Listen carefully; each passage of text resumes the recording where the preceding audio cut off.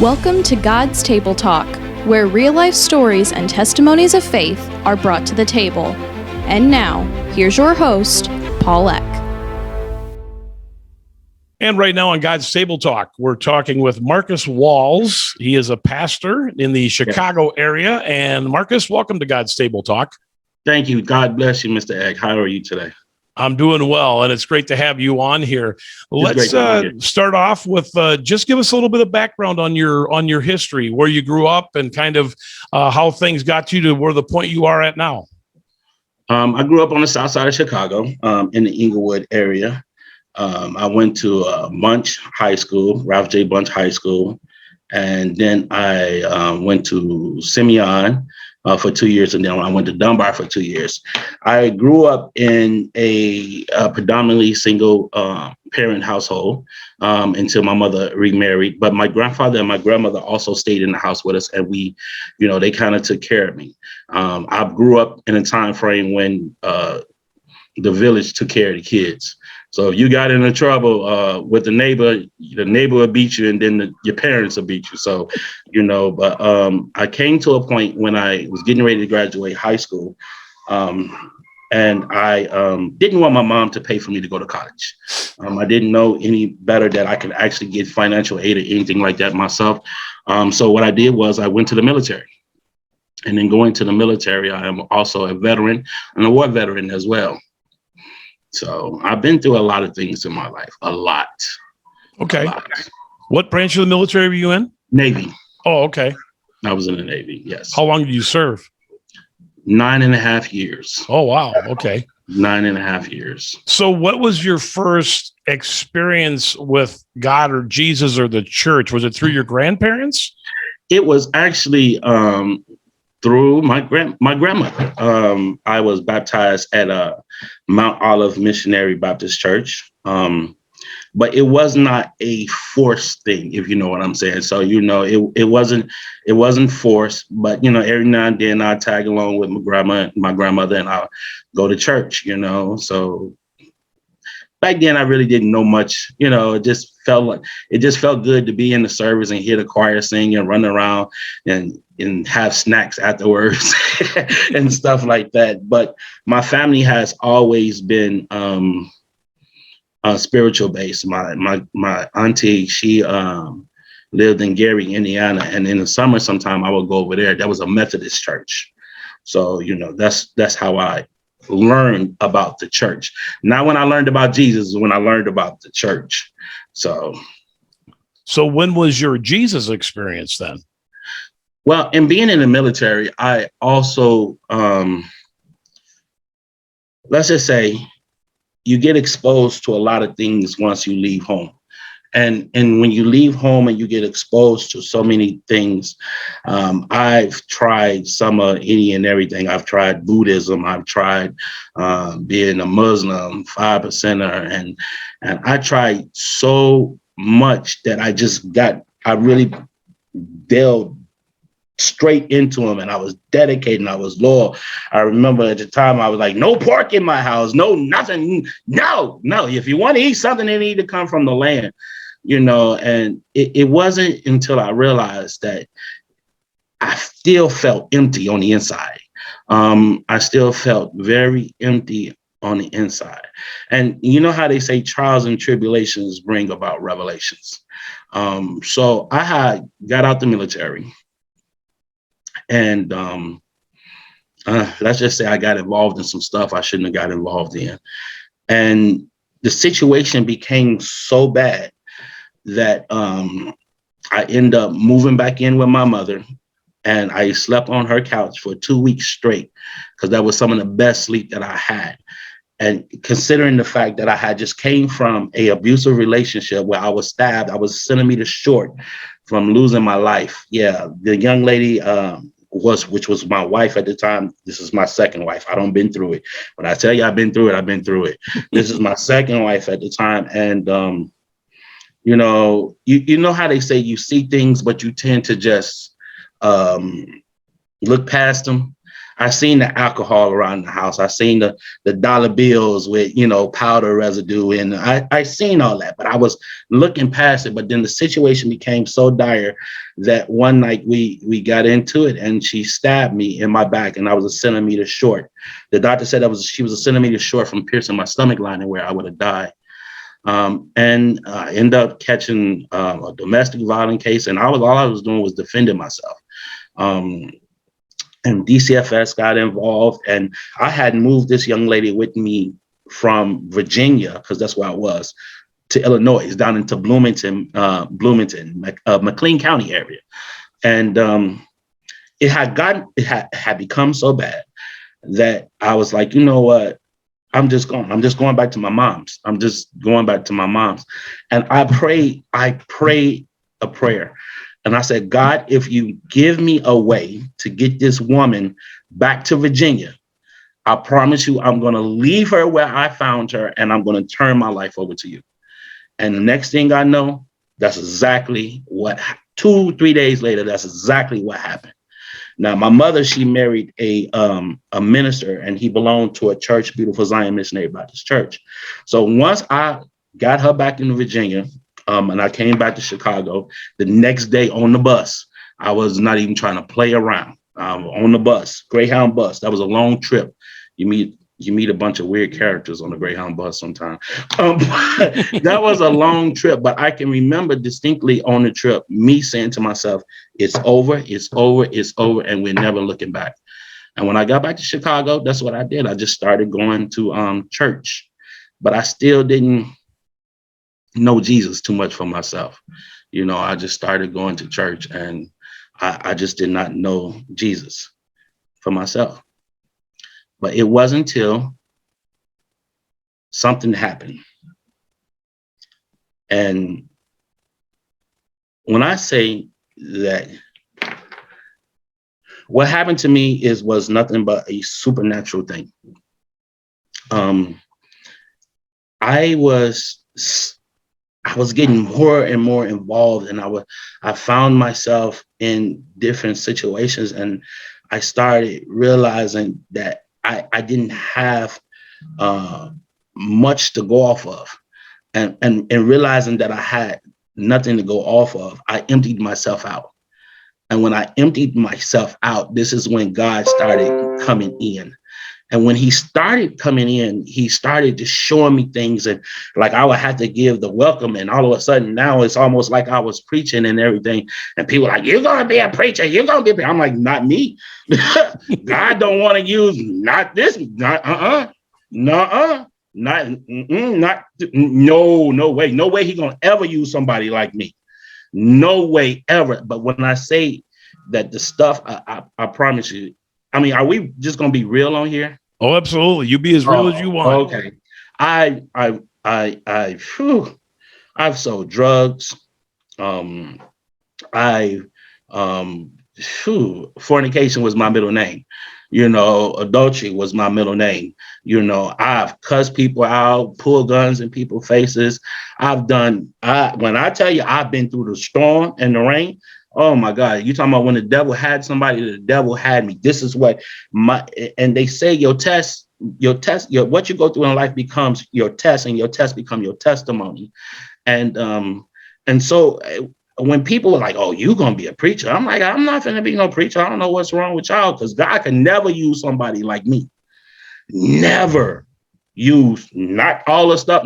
He looking for them high and mighty saints that ain't never did nothing, that ain't, they've been in church and they've been, oh, bless your Lord all the time, all their life. He's not looking for somebody like me. And then one day, this is so weird. And one day, I believe it was our church anniversary. And I didn't go that morning. I told my mom I didn't go out and hang out that night, but I didn't go that morning because I told my mom I was dressed and everything. And I had sat on the couch and I said, Mom, I just feel so tired. I said, something is wrong. She was like, well, just take a rest. I'm like, no, I really want to go because it's the church anniversary. I really want to go. And then all of a sudden I fell asleep. When I fell asleep,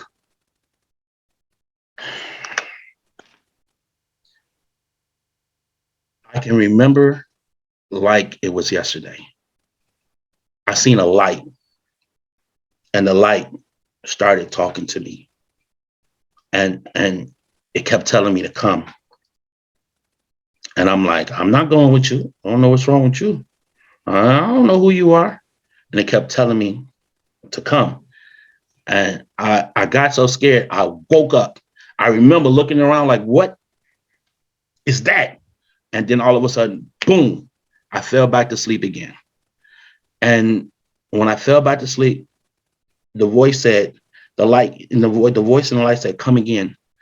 And I said, okay, I'm going to follow you because apparently you're not going to let me go. I'm going to follow you. So it took me, it felt like I was floating on air or something. And it was nothing but this light guiding me. And it took me to I want to say it was like, you ever watch those cowboy movies with those saloons and stuff like that with those cowboys in there? Yeah. It took me to a place that looked like a saloon. I want to say it was like a bar or something. And in this bar were my family. I can see their faces like it was yesterday, and a whole bunch of other people I didn't know. But the craziest thing behind it was, as they were sitting in the saloon, it was demons behind them. Each and every last one of them had a demon. And when we entered that place, the demons all turned and looked at me. And the voice said to me, if you do not preach my word, they will not be saved. I woke up again, bam. And I was dripping in sweat. And then all of a sudden, bam, I fell back to sleep again. And the voice said to me again, if you do not preach my word, they will not be saved. And it's at that moment, my life started changing. It just started changing. And people around me were just getting their call into the ministry or got their call into the ministry. And then they always say, well, I dreamed of, I was preaching in a pulpit. That's how I know that it was my calling. I'm like, well, that's not my dream. I mean, they all shared the same testimony that they dreamed that they was preaching. They seen themselves preaching in the pulpit. That's not the dream I gave you. Matter of fact, I wrote it down on some paper. And I do believe I got it here, this dream and exactly how it went. And I handed it to my pastor at the time. And this is a Baptist church. And my pastor at that time, I love him. God bless his soul. He's going to glory right now. But he read it and he was like, I don't know what that is. But you're talking about a ministry that held limitations. So that probably didn't believe so much in visions. I never questioned it. I just knew I gave it to him. And I'm like, I don't know what to do with this. And I got stuck because I couldn't get guidance from my pastor. I got stuck. And in getting stuck, I started saying, no, well, maybe it's just not for me, because I was basing it off the fact that my calling is not like everybody else. Maybe it's just not for me. Maybe I'm mistaken. Maybe it's just everything that I'm going through right now. Maybe it's just that, and it's piling down on me. Next thing I know, I started getting sick. I started having attitudes with people I didn't know what about. And I started having these visions. I was sitting down on the porch talking to my stepfather, and I promised to God, look, we were sitting there, and I looked at the window of the car, and it looked like Jesus was on the cross. I jumped up and I ran upstairs, and he came and said, what's wrong? I said, I just seen Jesus on the cross.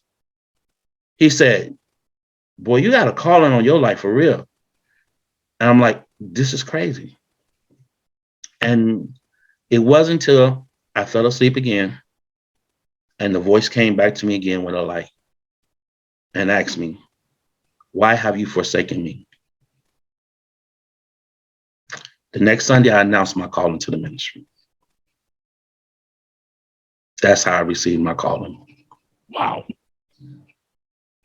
Well, we always say that God won't mess with free will, but I've always told people, doesn't mean he won't try and persuade you real hard, though. Real hard. That's how I received my calling. And I felt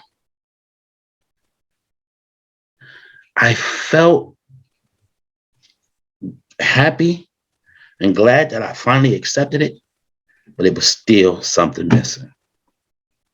I didn't know what. And I always felt like, regardless on where did we go, I felt outcasted and I felt different because I started just noticing different things. And I'm comparing it to the word of God. I'm reading my word. And I just started noticing different things. And I'm like, this is not right. But then I had a conversation with God and I said, God, why did you choose me, knowing everything that I've been through, everything that I was? And I know I'm no longer that, but then you leave me in this situation. I'm empty. I'm preaching your word, but I'm empty. I am spiritually empty. Why I'm not being fed? Why do this? And first of all, he said, because all the things that you have done and you've been through in life will keep you humble enough to relate to people and the things that they go through. And you will never look down upon them. And you will never judge them for the things that they do.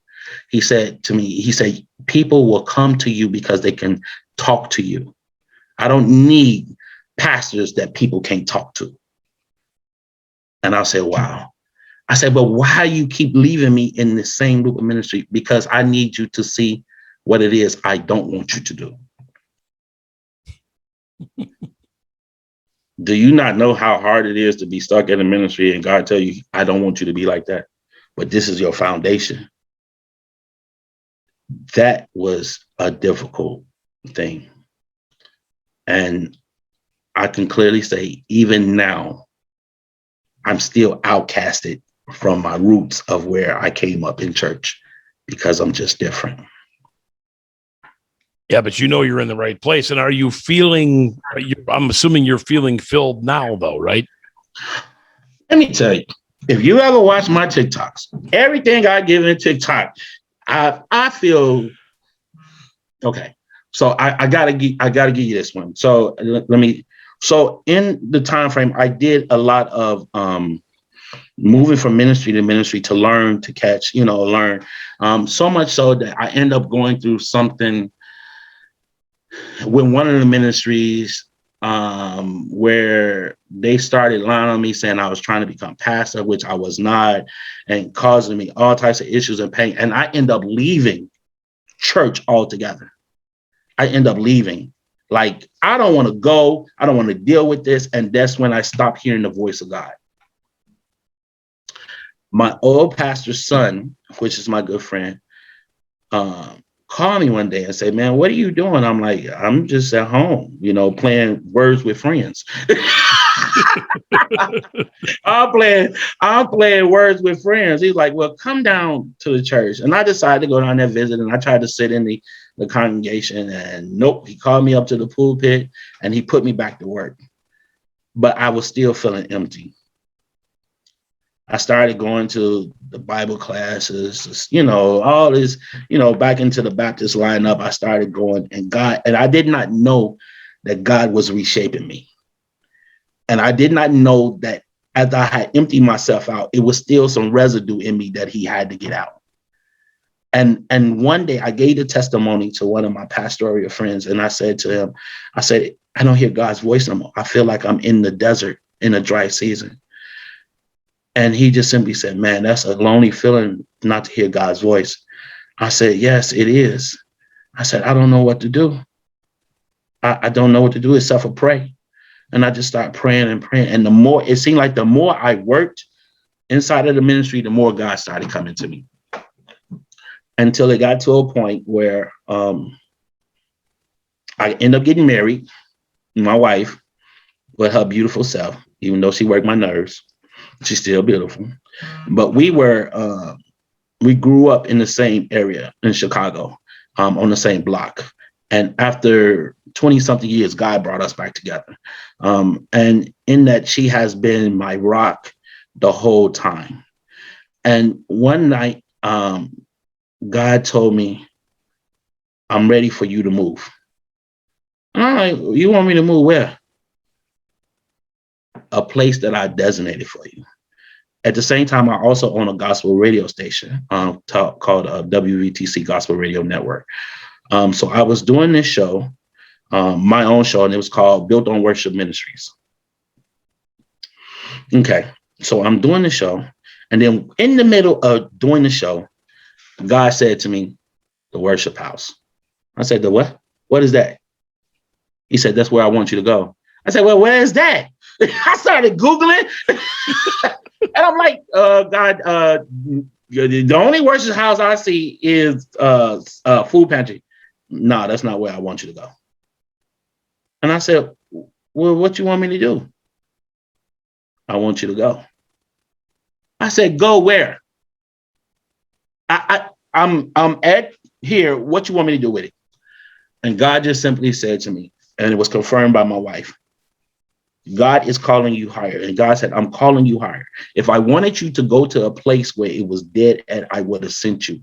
But I want you to go to a place that I am going to start a new life.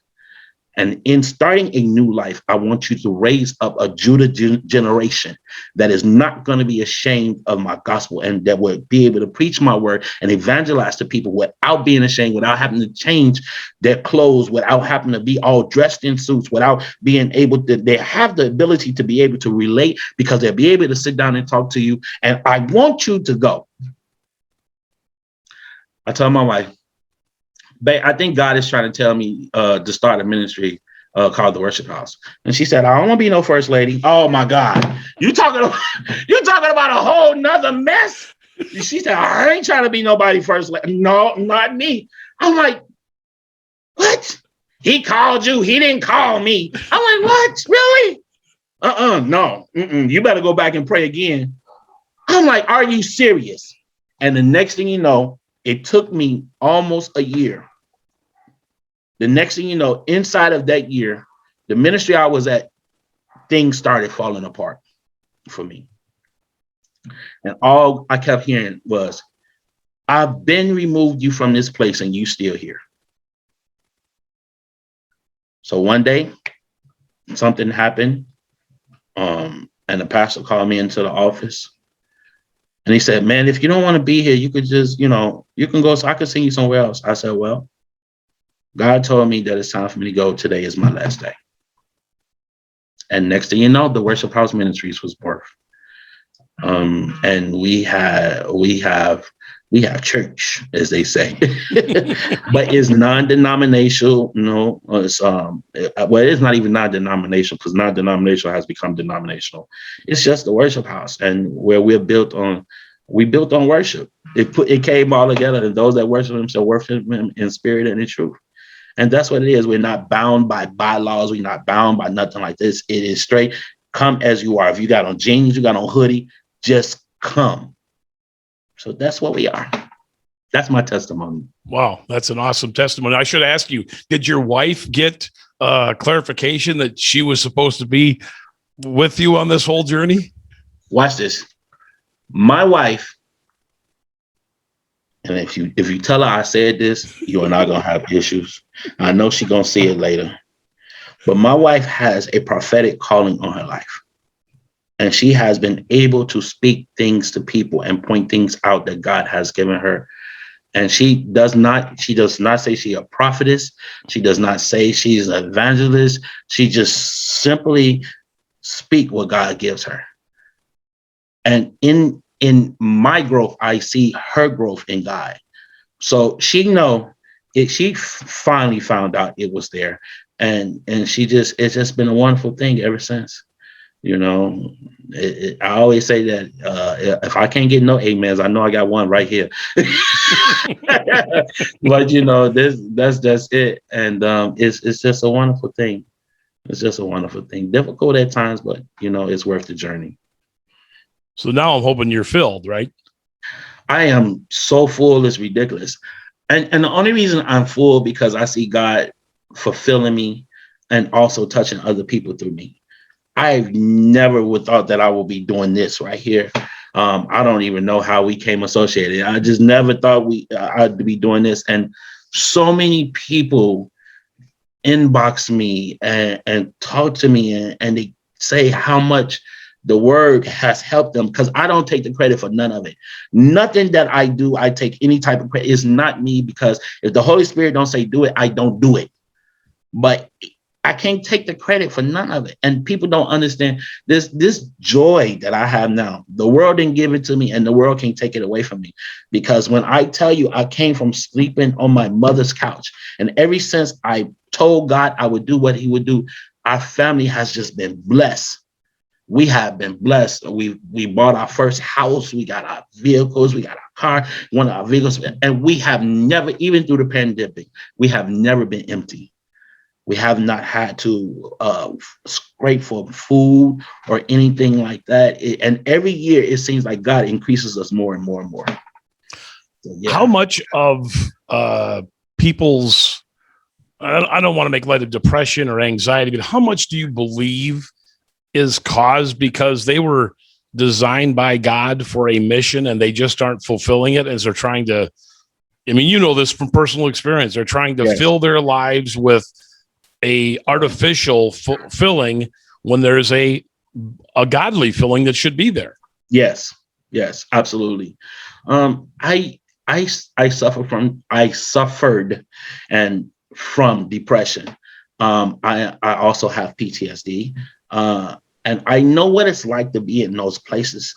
And I've been through, when they say men don't go to counseling, I've been to counseling. I've been to anger management. I've been through all that. And I've tried to commit suicide 3 times. And I mean, literally, like jumped in front of a bus, jumped off a building, put a gun to my head, and the bullet didn't come out. And yeah, I've done a lot of stuff. When I tell you I've been through the storm and rain, brother, I've been through it. But it was because the enemy uses our surroundings in order to get us in a depressive state. And it makes us look like things are worse than what they are when they're really not as bad. Because anything that God puts you in, he can pull you out of it. The thing about it is that you cannot stay in it once he pulls you out of it. So depression is sometimes I can relate it to chemical imbalance. I can relate it to that because it is a mental thing. It is scientifically proven that sometimes people just get depressed and don't even know what it is. What I'm saying is that if you start speaking over your life and fulfilling things with Christ, then even that chemical imbalance can become balanced through God. I believe in miracles. So then another thing too that you talked about, you never mentioned your father, you mentioned your grandparents and your mom. So many kids, so many young men, and we're seeing this, and it's not a race thing at all because, you know, I've seen it in, you know, I mean, it's a pandemic or what do you want to call it, in every race, as far as what I can see, the father is absent from the home. How do you overcome that to try and reach these young men and to know who God is?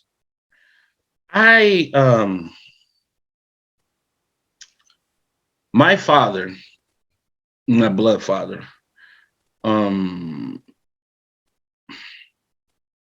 he was not there, but my grandfather and my uncles was.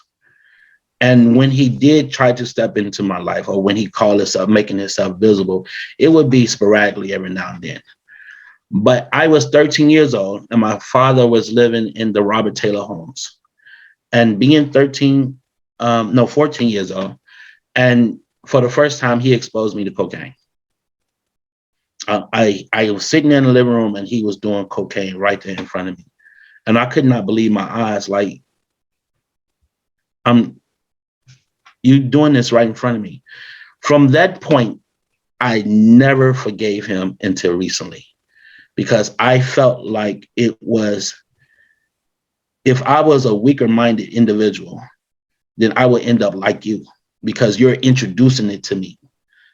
I know it's cocaine because I grew up in the hood, but you're introducing it to me. I have never physically seen it except for the first time through my father. That would almost preach. That was the first time I seen it through my father. And it shows you. I know, and I see testimonies about kids growing up in these bad, broken neighborhoods in their homes, and the father is not there, or the father is abusive, or the mother is abusive, and the mother is being molested. But I'm going to simply say this: regardless on what you go through, you have to forgive. About 3 years ago, me and my wife went to where my father stays now. And I told him, I forgive you. And I said, you know what, as Jesus cast it in the sea of forgiveness, so do I. I said, because even if I keep holding on to this, then it's going to eat me up on the inside. So it's difficult. So what I do is when I talk to these young men, I tell them about the things I've been through. I don't sugarcoat it. I don't tell them nothing, but I tell them about what I've been through, because right now they only see where I am, but they don't know the road I traveled in order to get here. And when I showed and I tell them, and they were like, but you made it. And so can you. So can you. With or without a father, you can make it, because you still got your father in heaven. And as long as you give your life to him, trust me, and don't even try to be perfect. He is going to make sure that he provides for you. There's no such thing as perfection, not in human flesh. The Bible says we crucify our flesh daily. No such thing as perfection. God just wants you to come. Do you find yourself going back or having people from your past when you were into the bad things now coming to you that you've been able to help disciple and lead to the Lord, or do you have to avoid those things because they are still a possible pitfall for you? Nothing can knock me off of where I am right now. The only thing I recognize, the enemy comes in all shapes, forms, and sizes. And if the enemy can't get through you from an outsider, he's definitely going to use somebody close to you.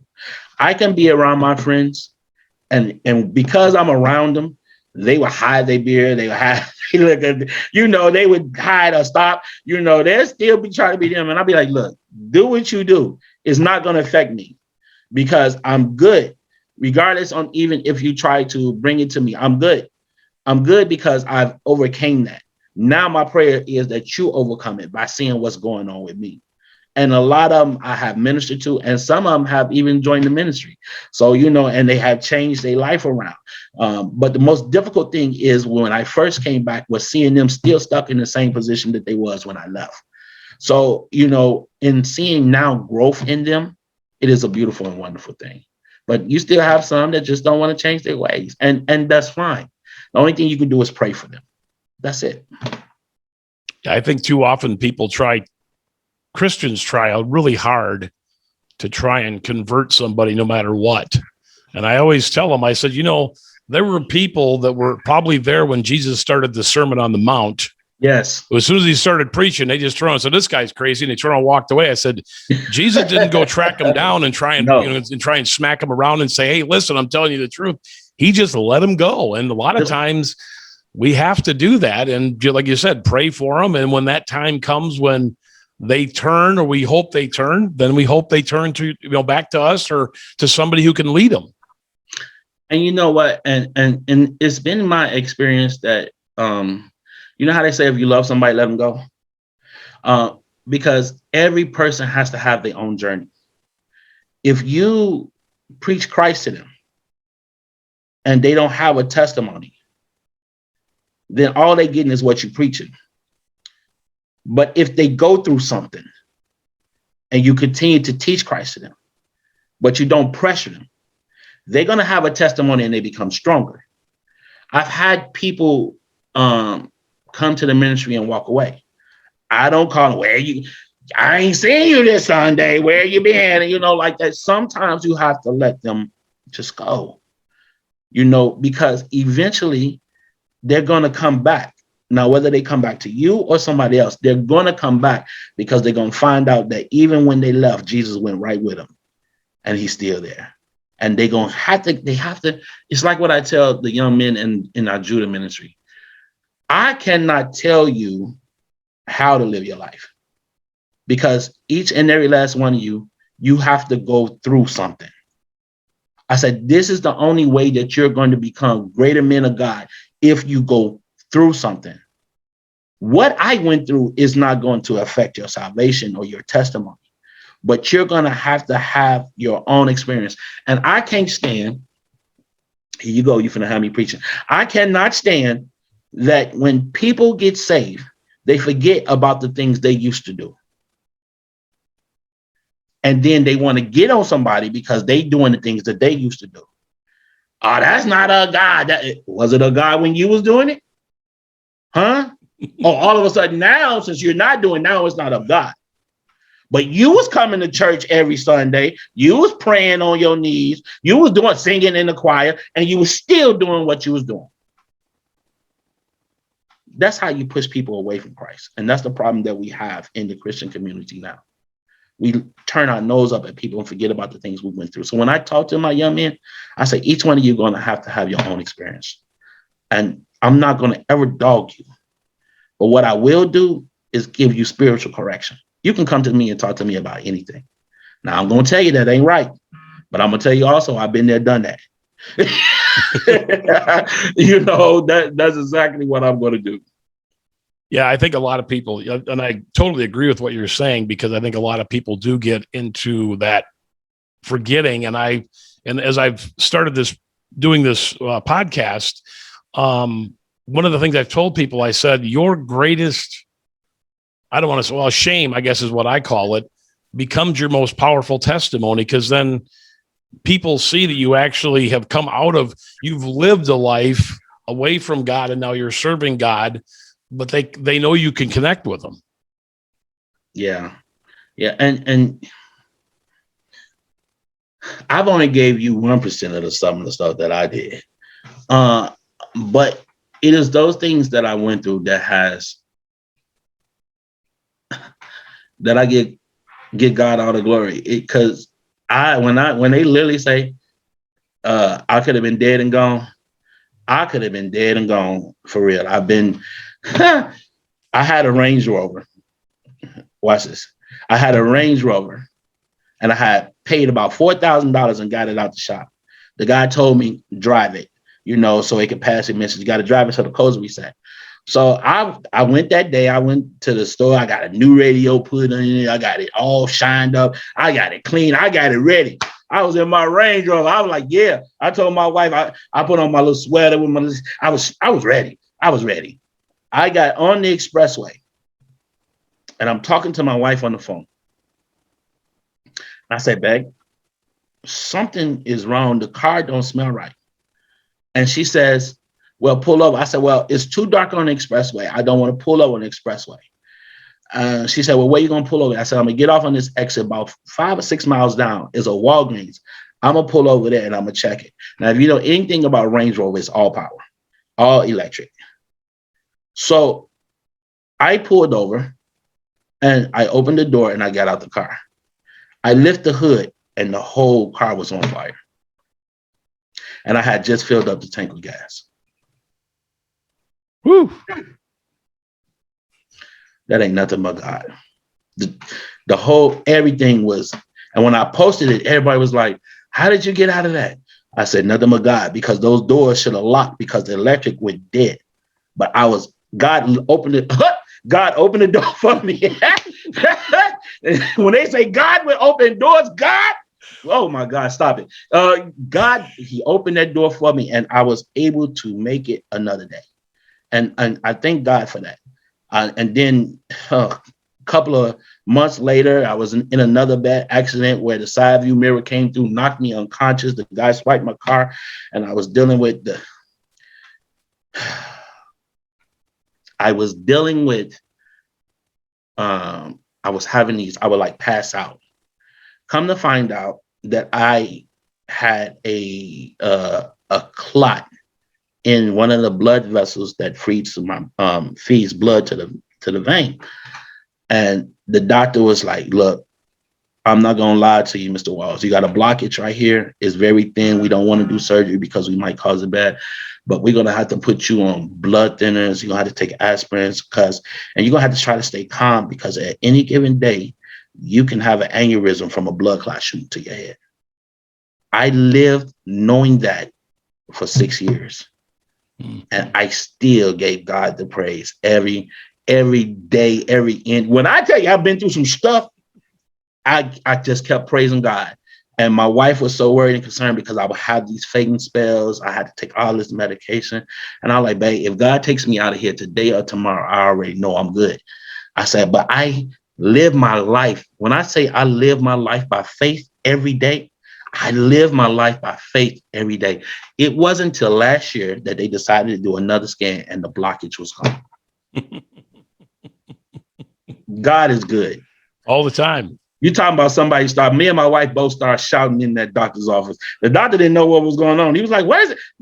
We were just gone because I did not have to live my life, but I stayed dedicated to God the whole time. I never once slowed down.